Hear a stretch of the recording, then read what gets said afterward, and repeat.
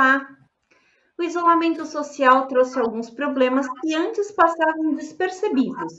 E entre essas questões está atritos gerados pelo convívio em condomínio.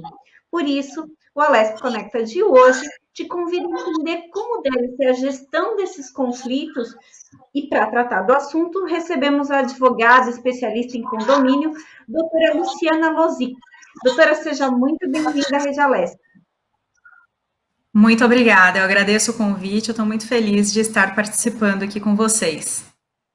Doutora, eu acertei seu sobrenome? Acertou, Lozic, correto. Doutora, nos últimos tempos surgiram algumas propostas para evitar situações ilícitas dentro dos condomínios, né? Como a violência doméstica, os maus tratos aos animais. Essas são propostas, são projetos de lei, né, que têm por objetivo coibir esse tipo de crime dentro do ambiente do condomínio, né? Mas como que a administração do condomínio deve lidar com essa obrigatoriedade de interferir dentro do que acontece dentro da casa dos condôminos? Veja, essas foram questões que já ocorriam há muito tempo dentro dos condomínios, né? A questão da violência doméstica abarca a mulher, o idoso, a criança, o deficiente, assim como os maus tratos a animais, sempre ocorreram. Mas agora houve essa necessidade de fazer uma legislação, né, que elas ainda estão em projeto de lei, porém é muito importante entender que elas são necessárias, mas nós não chegamos a adentrar a casa do morador, tá? Os projetos, eles definem que seja isso em área comum, e a violência doméstica em específico, ela sim vai ocorrer dentro da casa do morador, mas a obrigação que a lei nos traz é a obrigação da denúncia para a autoridade policial. Quem vai adentrar e definir se houve crime, se houve violência ou não, é a polícia. Então, o papel do síndico aí é de fazer a denúncia. Eu entendo que qualquer morador também, qualquer pessoa dentro do condomínio, está apto a fazer essa denúncia. E aí, o que eu vejo do síndico dentro dessa gestão é informar os moradores, fazer uma conscientização mesmo, para informar sobre a violência, os canais de denúncia, os números, por exemplo, da Polícia Militar, os números da violência contra a mulher, né, da delegacia da mulher. Então, é muito importante que o síndico faça essa conscientização para que ele não fique totalmente sozinho com essa responsabilidade. A mesma coisa a questão dos animais, que eles são responsáveis pela denúncia. E aí, os projetos de lei falam que, caso o síndico não faça a denúncia, pode recair uma multa sobre o condomínio. Mas ainda assim, eu ainda tenho uma crítica, porque, como eu disse, eu entendo que isso caberia a qualquer cidadão, e não deveria ser somente uma responsabilidade do síndico. Porque, veja, nós temos casos de síndicos profissionais, por exemplo, que eles não moram nos condomínios. Então, eles podem demorar mais tempo do que é previsto no projeto de lei para fazer essa denúncia, até mesmo porque eles podem não ter a ciência do fato de forma imediata. Então, a nossa obrigação dentro desses projetos de lei é efetivamente a denúncia para a autoridade policial, tá? Importante destacar isso, né, doutora, porque e isso que a senhora falou é algo que é essencial. A obrigação, na verdade, é de todos nós, né? A gente é um vizinho, pode sim interferir, deve sim interferir para que um crime não ocorra ali do lado da sua casa, né? Doutora, eu queria saber se o síndico também tem esse papel de mediador de conflitos de uma maneira geral. Como é que o síndico deve ponderar sem criar situações de conflito para ele mesmo? Primeiramente, eu entendo que o síndico ele tem um papel socializador dentro do condomínio. Então, assim, a comunicação é muito importante. Como ele não criar um problema para ele mesmo, eu entendo que, primeiramente, ele deve entender das leis do seu condomínio, que são a convenção e o regimento interno. Ele entendendo o que ele deve fazer, quais são os seus deveres de síndico, ele pode passar para o morador que ele não age em causa própria, ele age pelo interesse da massa condominial. E aí ele pode explicar para o morador que ele age baseado numa lei, que é a lei interna dos condomínios, que é a convenção e o regimento. E aí ele fica como um papel socializador, ele vai tentar conversar, ele vai tentar aplicar, ele não traz para ele essa obrigação, porque essa obrigação de mediar, de colocar uma solução nos conflitos, ela está também atrelada aos regulamentos internos. Então, ele pode falar para o morador que efetivamente ele está cumprindo a lei, que não há nada de pessoal contra aquele morador, para que não fique uma situação difícil, tem muito conflito dentro de condomínio, então ele pode justificar por essa saída. Uhum. Doutora, no início da pandemia, eu entrevistei uma atleta paralímpica que, para seguir treinando, ela precisou usar o salão de jogos do condomínio, né? E o acesso ficou restrito desse salão de jogos para ela por questões de segurança, inclusive por ela ser cadeirante ou outros problemas. Então, quer dizer, não daria para que os outros condôminos ficassem circulando ali naquele ambiente. Essa questão de ceder o espaço pode ser tomada pelo síndico ou necessariamente tem que fazer uma assembleia e o todo decidir decidir se cede ou não o espaço? Sabe que eu tive um caso bem parecido aqui em Curitiba com esse caso. Uma síndica recebeu um pedido de um atleta que luta jiu-jitsu para treinar as pessoas lá para uma competição também. E aí eu entendo que sim, que ela pode deliberar, pelo artigo 1348 do Código Civil, o síndico é responsável por diligenciar as áreas comuns. Então, o síndico pode liberar para essa exceção, porém ele tem que ter diligência dessas áreas comuns. E o que compete a essas diligências em época de pandemia? Compete cumprir as regulamentações da saúde, a utilização de máscara, o distanciamento, a utilização de álcool gel, mas sob responsabilidade estritamente dele. E, assim, tem que ser a exceção da exceção, porque em épocas de pandemia, a gente não pode generalizar, né? O síndico não pode comparar a pessoa que precisa treinar especificamente para uma Olimpíada e que vai cumprir as normas de saúde com aquela pessoa que simplesmente quer fazer um churrasco, né, na área comum e estar lá para fazer uma festa. Então, tem que ter a regra geral, mas eu entendo que sim, pelo artigo 1348, ele pode ter essas exceções dentro da regra. Fazer essa divisão é muito importante, né, doutora? Essa observação que a senhora colocou aqui no final é essencial.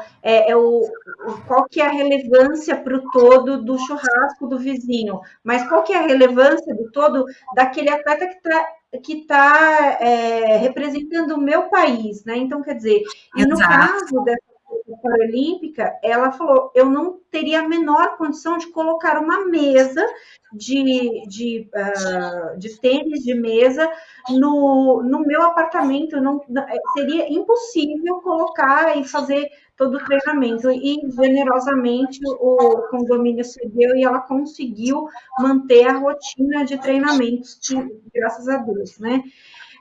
Que ótimo, mas eu entendo que não é necessária a decisão assemblear para isso. Ela pode decidir sozinha, sim. Perfeito. Doutora, quais são os conflitos mais comuns da vida em condomínio? Olha, a gente sempre falou nos 5 Cs do condomínio: carro, criança, cano, calote. Agora a gente está falando também em Covid, né? Então, agora são 6 Cs. Então, os mais comuns: carro, questões de garagem, é muito comum, as pessoas brigam por conta de garagem, crianças, barulho de criança nas áreas comuns, criança nas unidades, calote, que é famoso inadimplemento do condomínio, cachorro, que representa muitos animais em condomínio, que também dá muita briga, tem gente que ama animal, tem gente que odeia animal, e Covid, agora a gente tem esse problema, porque deu muita briga em época de pandemia, né? E o cano, que é quando estoura um cano, vira aquela briga de vizinhos interminável. Ninguém quer pagar o custo de ninguém, é sempre problema do condomínio, e aí geram sempre essas brigas. Mas eu digo que condomínio tem infinitos problemas, porque a gente que trabalha com condomínio você sempre tem uma novidade. Então, não dá para limitar, a gente tem que realmente entender que são somente alguns problemas, e esses são os mais pontuais que a gente vê no dia a dia, mas não teria como elencar todos aqui não, porque condomínio é sempre uma novidade. Doutora, a senhora sabe que hoje eu vi um meme muito engraçado numa página de redes sociais que eu achei, falei assim, nossa, absolutamente adequado para a nossa conversa, que era um papelzinho de elevador dizendo, por favor, não ande de sapato alto na sua casa, não coloque o secador às 6 horas da manhã, não... não deixa o cachorro ficar latindo. Eu achei muito engraçado aquilo, porque assim, acho que eu imagino que para colocar daquela forma, os dizeres eram engraçados. Eu acho que a pessoa já escutou ali os contatos para tentar mediar da melhor forma, e aí chegou a isso de fazer o cartaz ali para tentar ver se dá certo, né? Infelizmente, o bom senso, ele é interpretado pelas pessoas de forma muito diferente, né? Tem gente que não tem bom senso e acha que tem, e aí eles ficam nessa eterna discussão. Importante é que um não perturbe o sossego do outro, porque a legislação determina que não pode haver a perturbação do sossego. Sim. Doutora, como a senhora falou sobre a questão das crianças, né? O barulho das crianças nas áreas comuns, a fumaça do cigarro, que também é outra coisa que é muito complexo aí, que invade a casa do vizinho. A gente pode chamar isso de conflito quase sem solução? Olha, eu não acho que é quase sem solução, porque é o que a gente resolve cotidianamente, né? Eu entendo que tem casos que realmente as pessoas vão insistir, mas que é possível ter uma composição. Geralmente a gente chama para mediação, conversa, às vezes faz até um termo assim entre eles extrajudicial, para poder resolver essas questões, porque é importante colocar as pessoas uma na frente da outra. Porque enquanto a gente está fazendo as notificações, que é só aquele documento escrito, um não entende o problema do outro. O que eu vejo quando a gente faz as mediações é que você coloca as pessoas uma na frente das outras e o comportamento acaba mudando, acredite se quiser. Um começa a entender o que o outro passa e muitas vezes a gente consegue resolver. A questão de barulho, tanto de criança quanto qualquer outro barulho dentro do condomínio, assim como o cheiro de cigarro, ele não pode perturbar a saúde e o sossego do outro. Então, tem essa limitação pelo Código Civil e as pessoas têm que ter essa noção de que o que é um barulho tolerável e o que é um cheiro de cigarro tolerável, porque quando ela começa a interferir na unidade do outro, você não está mais somente dentro do seu direito, você está interferindo, sim, no direito do outro, né? Uhum.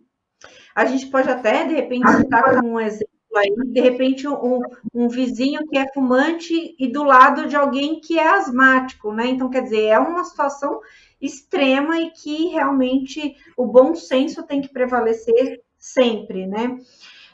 Doutora, vale insistir na divulgação das normas do condomínio, igual esse exemplo que eu acabei de dar para a senhora, de colocar ali no elevador, vale insistir nessa comunicação visual por toda a parte do condomínio?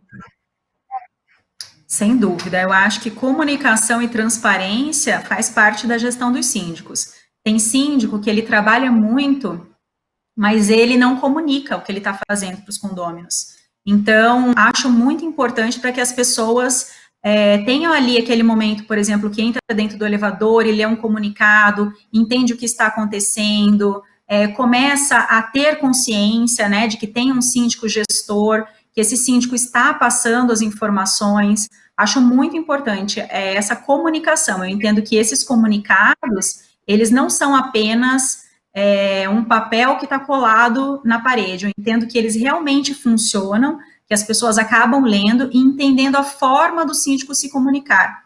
Porque tem muitos que trabalham, mas eles não informam as pessoas o que está acontecendo. Essa semana mesmo eu tive uma reunião que um síndico trabalha muito, muito, mas o conselho chamou ele para uma reunião e eu participei da reunião E aí a gente foi informar tudo que o síndico estava fazendo, e eles ficaram abismados, porque eles não tinham conhecimento. Então, se o conselho, que é próximo da sindicatura, não tem essas informações, imagina os moradores. Então, acho muito importante, acho válido, você dá o regimento para a pessoa, a convenção para a pessoa, ela não lê. Então, de repente, se você coloca um comunicado, ele é muito mais objetivo e a pessoa tem acesso àquela informação, né? Muitas vezes as pessoas erram por falta de informação mesmo. Uhum. Doutora, a senhora falou agora do síndico que faz muito e às vezes não aparece esse fazer muito, né? E a gente sabe que, por outro lado, a administração financeira é um fator de constante debate aí nos condomínios, e que às vezes, de debate, não só de debate, mas de questionamento também. Qual que é a maneira mais adequada para evitar conflitos sobre esse tema? É fazer essa prestação de contas ali na ponta do lápis todas as vezes que sai um gasto, ou dá para fazer mensal, bimestral, dá para ser um pouco mais flexível? Como é que deve ser adequado? Eu acho que a melhor maneira de fazer é a prestação de contas mensal, colocar todos os balancetes em sites, em aplicativos, para que todos os condomínios tenham acesso, e não só o conselho do condomínio, o conselho fiscal. Eu entendo que o condômino pode ter acesso à documentação, desde que ele fale com o síndico, se programe, ele pode questionar o que acontece nas contas. Quanto maior transparência da gestão, menos desconfiança e menos debate, sem dúvida alguma. O que acontece muito é que as pessoas questionam sem saber o que está acontecendo. E aí, isso eu acho terrível, porque as pessoas acusam e questionam não entender da gestão. Então, se ela começa a entender, se começa a ter transparência nessa gestão, muito menos debate, né? Porque quando se trata de dinheiro coletivo, a gente sempre tem aquela questão da desconfiança. Será que está fazendo certo? Será que está fazendo errado? E a disponibilidade do síndico, porque tem síndico que não gosta de mostrar balancete, tem síndico que não gosta de apresentar as contas, aí chega na assembleia anual, quer apresentar tudo num dia só, e as pessoas não têm conhecimento, as pessoas não conseguem ver tudo num dia só. Doutora, como é que funcionam as multas aplicadas pelo condomínio? Esses valores, eles são determinados pelo quê? Tem que fazer uma determinação antecipada desses valores, ou o síndico pode arbitrar o valor que ele achar que cabe ali naquela situação que tem a multa, que ele tenha que aplicar a multa? A multa, ela está sempre estipulada dentro do regimento interno, sempre tem lá um valor de multa já estipulado, tem o processo da multa, então ali tem, por exemplo, se antes da multa vem uma notificação, se depois vem uma multa com 50% da taxa condominial, ou 100% da taxa condominial, então os valores já estão estipulados em regimento interno. O síndico não pode estipular só por ele mesmo, até porque o regimento interno, ele é aprovado em assembleia. Então, os moradores aprovam esses valores de multa, e aí, só depois, com isso, com um procedimento concreto, é que o síndico pode realizar a cobrança. Uhum. Doutora, o que é considerado imparcialidade na administração do condomínio? Caso uma das partes fique insatisfeita com o resultado do gerenciamento aí de um conflito, mesmo com amplo direito à defesa das partes, é possível judicializar? É uma questão aí, um conflito interno? Imparcialidade é quando as pessoas decidem pela massa condominial dentro do condomínio. Você não decide priorizando um em detrimento do outro. Então, o síndico tem que ser imparcial. Se a pessoa entender que ela foi prejudicada por alguma decisão que o síndico tomou com base nas leis condominiais, nas leis internas, ela pode sim ir buscar o judiciário, porque ela tem o direito de ação, que é um direito constitucional. Porém, nós só recomendamos em último caso, porque a gente sabe que judicializar é sempre mais demorado, é sempre mais conflitivo, tem custas, e todos os que um processo pode ter, né? Mas pode, sim, nada obsta da pessoa entender que não foi atendida no seu direito e buscar o judiciário. Doutora, eu tenho um assunto que eu acho que é muito delicado da gente tratar, mas que é muito importante também, que é a questão da discriminação no ambiente do condomínio. Como que deve ser, como que as pessoas devem proceder nesse caso da discriminação, seja da pessoa que se recusa a subir no elevador com a outra em função da cor ou da posição que ela ocupa, como é que deve ser feita essa questão dessa, lembrando, obviamente, que a discriminação é crime no ambiente penal, mas como é que deve ser tratado isso no ambiente do condomínio? Eu entendo que se o síndico presenciar uma discriminação ou tiver algum relato no livro de ocorrências, ele pode fazer a notificação para a pessoa, porque provavelmente ocorreu nas áreas comuns, alguém ouviu, enfim, se tiver alguém presenciado, o síndico pode notificar. O que a gente vê muito é preconceito de condôminos com funcionários. Então, tem condôminos que agride porteiro, né, tem aquela questão de discriminação mesmo, por conta da classe, por achar que é superior, isso tem muito, e aí cabe efetivamente uma notificação para essa pessoa, para essa unidade, porque ela pode, inclusive, prejudicar o condomínio. O porteiro que trabalha no condomínio, se ele entrar com uma ação judicial, ele vai entrar contra o condomínio, porque ele está numa relação de trabalho. Então, a gente sempre recomenda notificar. E ainda nos casos de crimes de ação penal, a pessoa que foi ofendida, ela tem que ir à polícia fazer um boletim de ocorrência para que isso se torne um processo criminal. Então, mas o tem um papel socializador, como eu disse. Caso ele veja que isso tem sido recorrente dentro do condomínio, ele pode, inclusive, colocar comunicados, né, para instruir as pessoas e colocar essa informação para dentro do condomínio. Porque tem muita gente que sofre a discriminação reiteradamente. E muito síndico não faz nada. Então, é um risco muito grande mesmo. Mas ele não pode interferir nas relações pessoais. Então, independente da forma como o síndico atue, é importante que essa pessoa vá à delegacia fazer o boletim de ocorrência. Uhum. Doutora, mas então, e se, por exemplo, essa discriminação é praticada por uma criança ou por um grupo de crianças, o síndico pode, por exemplo, promover um ciclo de palestras dentro do condomínio para educar que aquilo não se deve fazer? Pode. Que isso está interferindo também na forma com que ele educa, com que o pai educa o filho, mas acho que um ato extremo ali para conseguir mediar as coisas, então é possível? Sim, é possível. Essas palestras são altamente instrutivas, né? E às vezes a criança não tem a personalidade formada ainda, às vezes ela nem entende qual é a diferença de um preconceito, uma discriminação para uma brincadeira. Então, acho que de fato é bem relevante. Uhum. Doutora, quais as regras para validar uma decisão em assembleia? É preciso ter um quórum mínimo? A gente sabe que o pessoal não gosta muito de ir na assembleia, né? Como é que deve Não ser? Como é gosta. que qual que é o procedimento legal com relação à assembleia?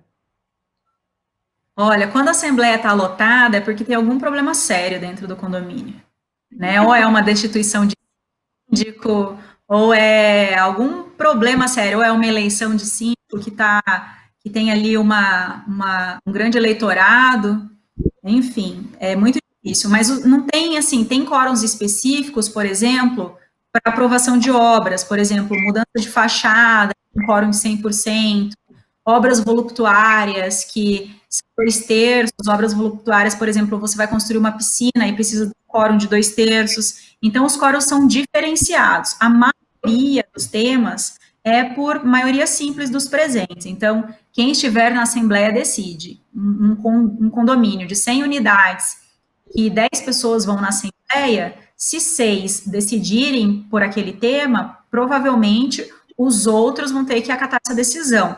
Eles não têm como impugnar depois, porque eles não estiveram presentes na Assembleia.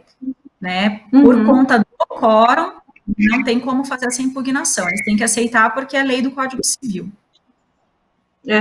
Doutora, a gente está vivendo no momento das conversas online, inclusive a gente está aqui online. É possível passar a fazer essas assembleias online e isso ter validade legal? Olha, nós estamos fazendo muitas assembleias online agora, mas por conta da lei que foi instituída até agora, o dia 30 de outubro. Nós não sabemos se ela será aplicada. Eu entendo que é uma tendência, sim, facilitou muito a vida dos condomínios, porém elas ainda têm alguns problemas. Alguns problemas de implantação de sistemas, pessoas que não sabem ainda acessar esses sistemas online, a segurança desses sistemas, mas eu entendo que sim, há uma tendência, porém ela não está regulamentada por lei ainda de forma definitiva. Uhum. Doutora, existem fatores que podem levar o condômino a ser convidado a se retirar do prédio? Com certeza, é o caso de condômino antissocial. O que nós temos que diferenciar dentro desses casos é que as pessoas às vezes confundem o condômino antissocial com aquela pessoa que gosta de perturbar o síndico. Porque sim, tem morador que ele gosta de ficar o tempo todo pedindo, questionando, perguntando, incomodando mesmo, são pequenos incômodos, né?